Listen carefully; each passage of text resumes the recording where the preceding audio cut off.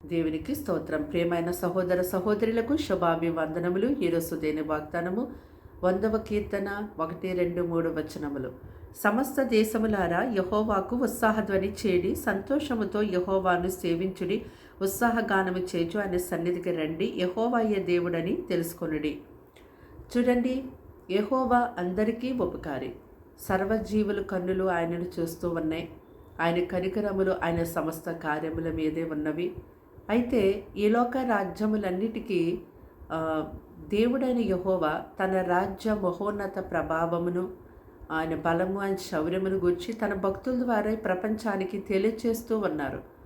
అయితే ఈ ప్రపంచంలో ఉన్నటువంటి సమస్త దేశములు కూడా యెహోవాయే దేవుడని తెలుసుకొని ఉత్సాహధ్వనితో ఆయన సన్నిధిలోనికి ప్రవేశించి సంతోషంతో ఉత్సాహగానంతో ఆయనను కొనియాడుతూ ఆయనను స్తుతించి ఆయన నామమును గణపరిచేవారిగా ఉండాలి.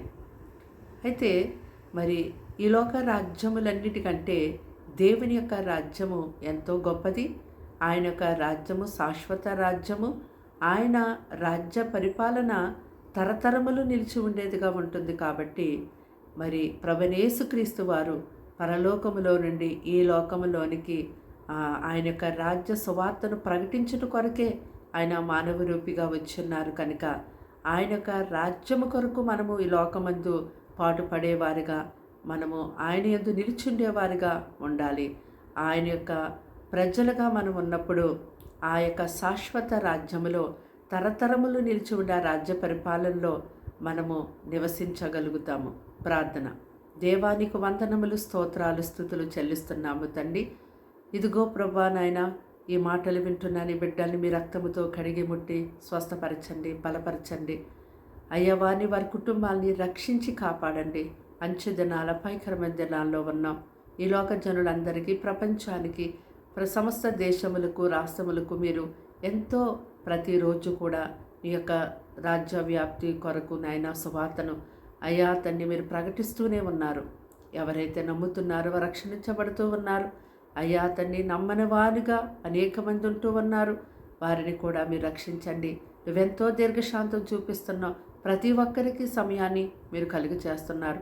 ఆ సమయాన్ని సద్వినియోగం చేసుకుని అయ్యా నీ రాజ్యం కొరకు అయ్యా పాటుపడేవారుగా నీ రాజ్యంలో చేరుటకు వారు సిద్ధపడేలాగున నీ ప్రజలుగా ఉండినట్లుగా వారిని రక్షించి కాపాడండి. వారి పిల్లల్ని ఎంతగానో అయ్యా బలపరచండి.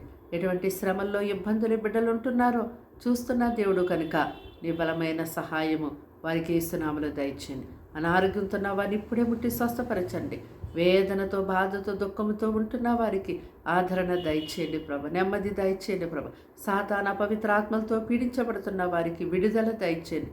అయ్యా, ఎవరు ఏ అవసరత కలిగి ఉన్నారో నీ వైపు చూస్తున్నారో వారికి ప్రత్యేకమైనటువంటి సహాయము నీ పరిశుద్ధ స్థలములో నుండి ఇప్పుడే వారికి దయచేయమని అయ్యా తండ్రి, బిడ్డల్ని ఎంతో కాచి దాచి కాపాడమని, కీడు శోధన ఫలితి తప్పించమని నజరేయుడైన యేసు నామములో ప్రార్థన వినంతో సమర్పించని వేడుకుంటున్నాం తండ్రి. ఆమేన్.